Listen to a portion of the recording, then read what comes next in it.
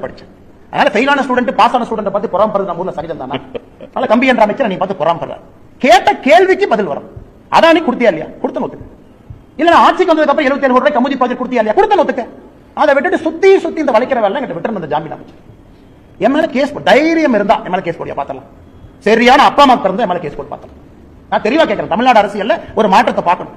ஜெயிலில் இருக்கிற அமைச்சர் சொல்ற அளவுக்கு அரசியல் அந்த அளவுக்கு மோசமாயிருச்சு. சரியான ஆள் அந்த போடியா பார்த்தலாம். நீ போடு கேஸ், நான் பாத்துறேன். நீ எங்க கூட்டிட்டு போவேன்னு பாத்துறேன். கூட்டிட்டு போடு. போலீஸ் கையில இருக்கு, போடு. முதலமைச்சர் தான் நெருங்கிய நண்பர், நீ தான் ஒரு பையன் மாதிரி சொல்றிய.